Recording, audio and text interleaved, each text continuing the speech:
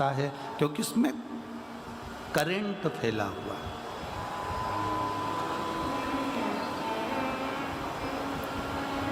आपके भजन का करंट, आपकी भक्ति का करंट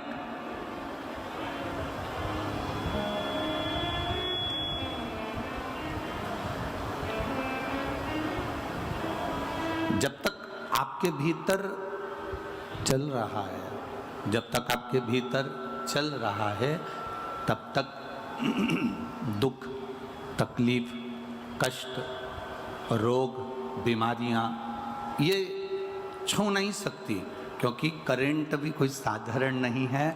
करंट भी मेरे देवाधिदेव महादेव की भक्ति का करंट है, शिव भक्ति का करंट है। शंकर जी की उपासना का ये करंट है, शंकर भगवान की अविरल भक्ति का ये करंट है, भगवान के भजन का ये करंट है, भगवान की भक्ति का ये करंट है, उनके स्मरण का ये करंट है। और शिव भक्ति का जो करंट है, भगवान शंकर की जो भक्ति का करंट है, ये कोई साधारण नहीं होता महाराज। एक बड़ा सुंदर प्रसंग शिव महापुराण की कथा में आता है। राजा नल और दमयंती का।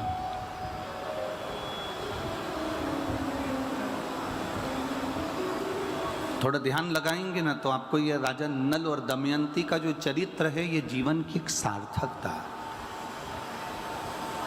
जीवन का एक आनंद है, जीवन की एक सार्थकता है, जीवन का एक उद्देश्य है।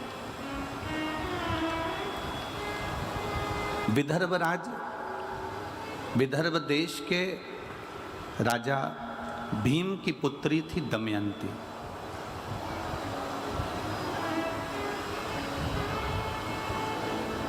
और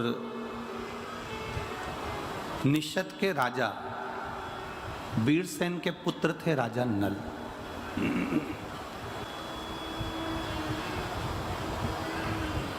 दमयंती ने कभी राजा नल को नहीं देखा था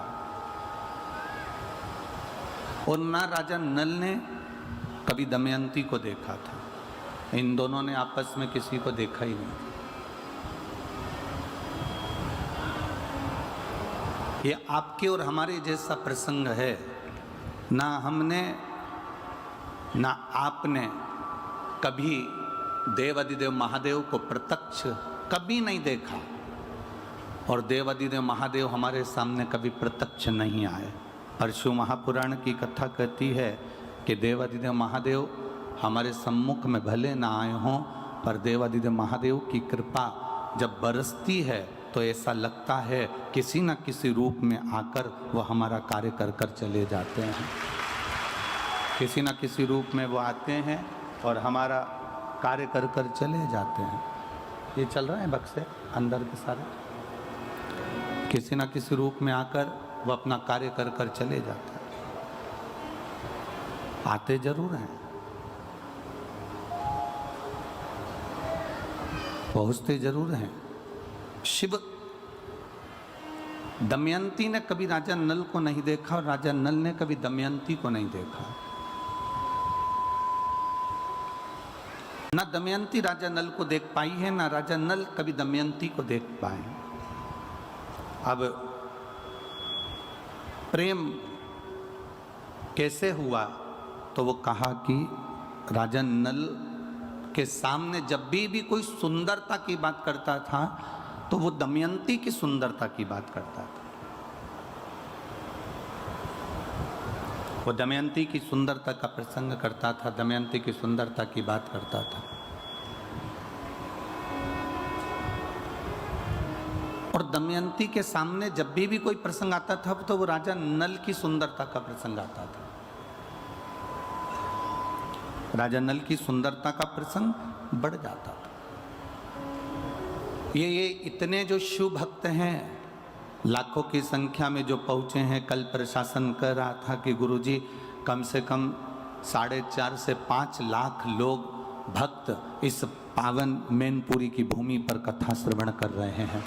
कोई साधारणता नहीं है हमारा।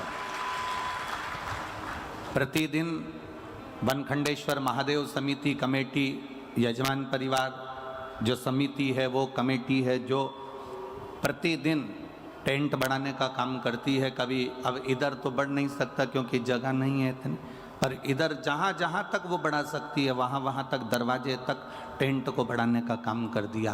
पीछे जहाँ बढ़ा सकती थी वहाँ तक उसने काम कर दिया। समिति ऐसा नहीं कि समिति कार्य नहीं कर रही है, लगी है किसी न किसी रूप में। और मैनपुरी के भक्तों को, बाहर से आए हुए दानदाताओं को मैं प्रणाम करता हूँ कि यहाँ आए हुए एक एक भक्त को आप प्रेम से खिला रहे हो, कोई कमी नहीं रख रहे।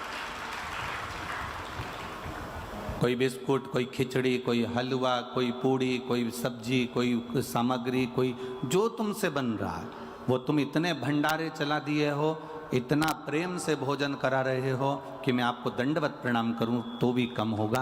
आपके चरणों को नमन करता हूं, आपके भाव को नमन करता हूं। और फिर निवेदन करूंगा, एक पानी का पाउच भी पिलाऊं ना तो एक कॉपी में, एक रजिस्टर में लिख के रख लेना कि मैंने इतनी तारीख को मैनपुरी की कथा में 5 लोगों को 10 रुपए का एक पाउच से 50 रुपए का एक पाउच मैंने पानी का पिलाया है।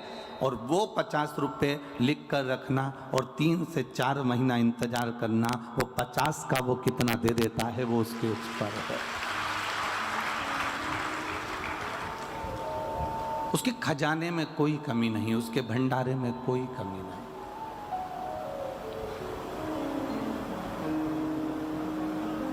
ये इतनी जो भीड़ है, इतने भक्त हैं, ये लाखों की संख्या में आ रहे हैं। ये क्यों आ रहे हैं? क्योंकि इनके भीतर शिव के प्रति प्रेम जागृत हो गया। और प्रेम कभी एक तरफा होता ही नहीं है। प्रेम कभी एक तरफा नहीं होगा। आप प्रैक्टिकल करो यहीं बैठे बैठे, तुमसे बन जाए तो प्रैक्टिकल करके देखिएगा। तुम किसी को भी तुम देखते रहो, देखते रहो, देखते रहो, वो तुम्हें नहीं भी देखे तो तुम देखते रहो, देखते रहो, देखते रहो। एक बार तो निगाह उससे मिल ही जाएगी, ये निश्चित है।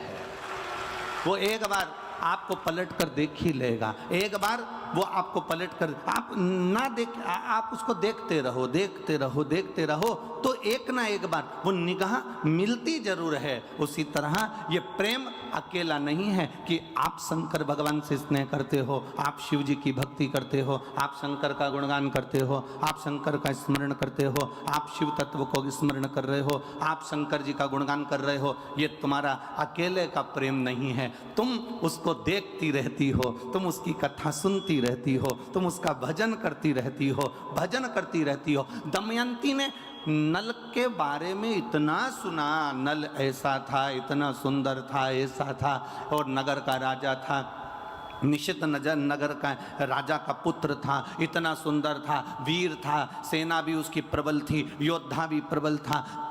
जब